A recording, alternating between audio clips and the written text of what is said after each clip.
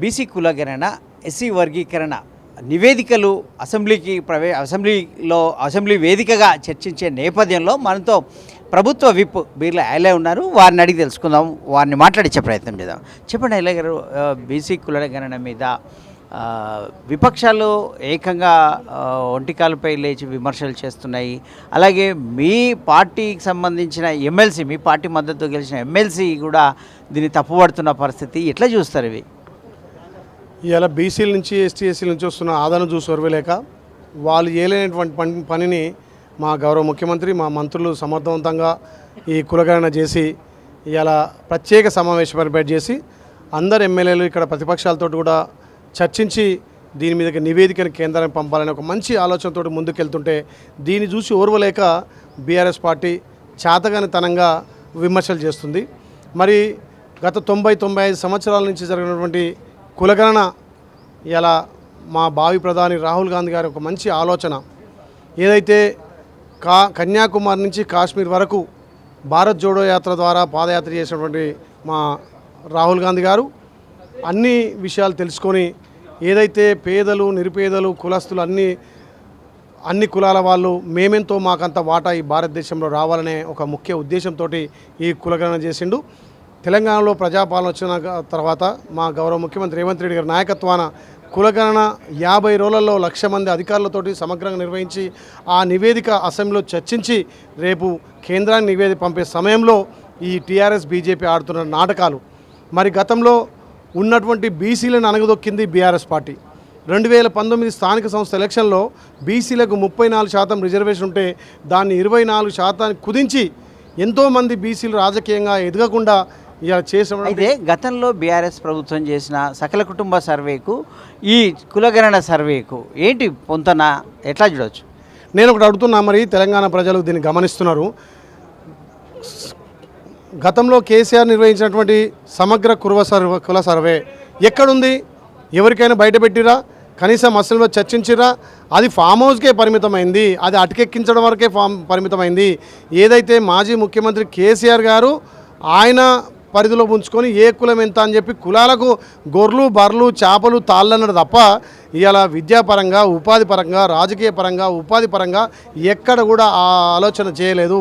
మా గౌరవ ముఖ్యమంత్రి రేవంత్ రెడ్డి గారు మేమెంతో మాకంత వాట దక్కాలని ఇవాళ ఉపాధి పరంగా, విద్యాపరంగా, రాజకీయ పరంగా, ముఖ్యంగా మా కాంగ్రెస్ పార్టీ కామారెడ్డి డిక్లరేషన్లో ఏదైతే బీసీలకు 42% రిజర్వేషన్ కల్పిస్తారని మాట ఇచ్చిందో దాన్ని ఇంప్లిమెంట్ చేయడం కోసం ఈ కుల సర్వే పెద్ద ఎత్తున ఉపయోగపడుతుంది. మేము బీసీలకు పెద్దపీట వేసిన నిజంగా భారతదేశానికే తెలంగాణ ఒక రోడ్ మోడల్. భారతదేశంలో మొన్న పార్లమెంట్లో మా గౌరవ రాహుల్ గాంధీ గారు కూడా తెలంగాణలో జరిగినటువంటి కుల సర్వేను ప్రస్తావించడం జరిగింది. అంటే భారతదేశానికే ఇవాళ తెలంగాణ ఒక రోడ్ మోడల్. అంత మంచిగా మేము కుల సర్వే చేసి ఇవాళ బీసీలకు 51% ఉన్న బీసీలు 56%గా గుర్తించబడ్డరు. ఎస్టీ ఎస్సీ లెక్కలు తేలినాయి. మేమెంతో మాకంతా అన్ని విధాల రాజకీయంగా, ఉపాధి పరంగా, విద్యాపరంగా అవకాశాలు కల్పించడం కోసం ఈ సమగ్ర ఈ కులగణన జరిగితే దీన్ని ఇది ఇలా ఉంటే బీజేపీ అంటుంది సుప్రీంకోర్టు సర్వోన్నత న్యాయస్థానం ఎస్సీ వర్గీకరణ గురించి స్పష్టమైన తీర్పు ఇచ్చినప్పటికీ కూడా నివేదికలు అంటూ తాత్సారం చేస్తుంది రాష్ట్ర ప్రభుత్వం. అంటే ఆ తప్పుదారి పట్టించడము లేకపోతే వారికి అన్యాయం చేయడమే అని ఆరోపిస్తుంది. దీన్ని ఎట్లా చూస్తారు? లేదు, వాళ్ళు ఏమున్నా మా ప్రభుత్వం వచ్చి నుంచి ఆరోపణలే తప్ప వాళ్ళు ప్రజాక్షేత్రంలో ప్రజలకు ఏ రకంగా మేలు చేయాలి, ఎస్టీ ఎస్సీలకు ఏ రకంగా పెద్దపీట వేయాలి, బీసీలకు మేమున్న దమాష ప్రకారం రిజర్వ్ కల్పించాలన్న ఆలోచన లేదు.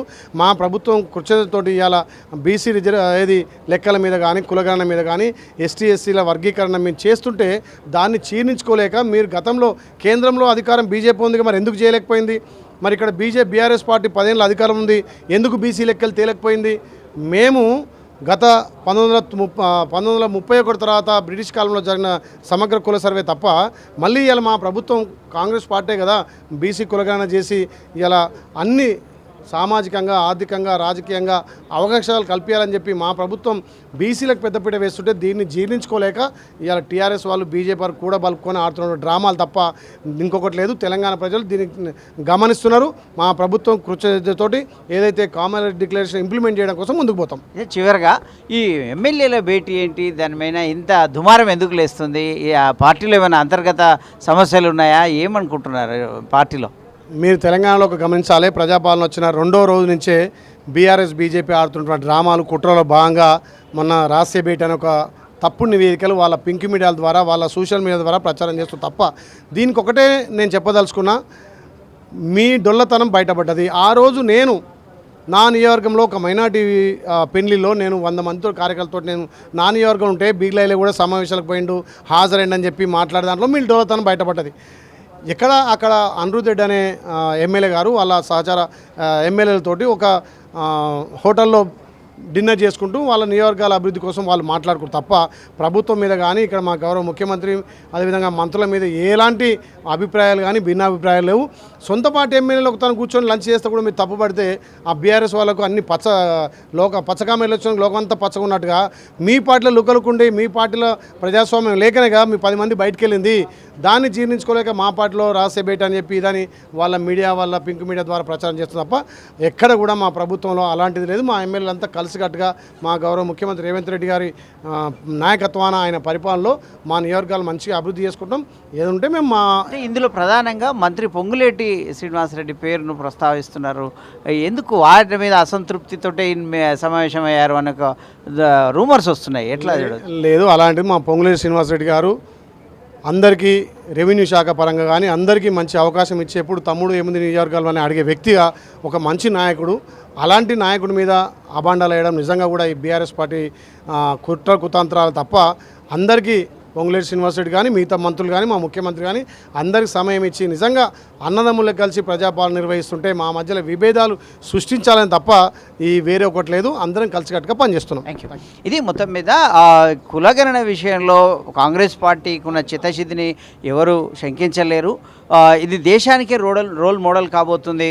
మా నేత రాహుల్ గాంధీ కాంగ్రెస్ అగ్రనేత రాహుల్ గాంధీ కూడా పార్లమెంట్లో ఈ అంశాన్ని ప్రస్తావించడం జరిగింది. అలాగే ఎస్సీ వర్గీకరణ విషయంలో కూడా సానుకూలంగా ఉంది, తగిన చర్యలు చేపడతా ఉన్నామంటున్నారు. అలాగే ఈ కులగణన పైన సమగ్రంగా బీసీలకు 42% కామారెడ్డి డిక్లరేషన్ ప్రకారం ఇచ్చేందుకే జరుగుతుంది. దీన్ని జీర్ణించుకోలేకనే అక్కడ బీఆర్ఎస్ బీజేపీ పార్టీలు తప్పుడు ఆరోపణలు చేస్తున్నట్టు. అలాగే ఎమ్మెల్యేల భేటీ అంశం కూడా అది పింక్ మీడియా సృష్టి మాత్రమే, అది మమ్మల్ని విభేదాలు సృష్టించాలని ఒక కుట్రలో భాగంగానే మా పార్టీ ఎమ్మెల్యేలో మంత్రుల మధ్య అగదాలు సృష్టించాలనే కుట్రలో భాగమే ఇదంతా ఎత్తుగడ చేస్తుంది పింక్ మీడియా. అలాగే దానికి బీజేపీ కూడా అండగా నిలుస్తుందని ఆరోపిస్తున్నారు. అలాగే ఏదేమున్నప్పటికీ కూడా ప్రజాపాలనలో అందరు కలిసి ముందుకు సాగుతున్నాము. మంత్రులు, సీఎం, ఎమ్మెల్యేలు అందరిది ఒకే మాట, ఒక సమన్వయంతో ముందుకు పోతున్నాము ప్రజల హామీలు నెరవేర్చడానికని కూడా ప్రభుత్వ బీర్లా ఐలే చెప్తున్న పరిస్థితి. వీడియో జర్నలిస్ట్ మాధవ్తో శ్రీనివాస్, డివిజన్, హైదరాబాద్.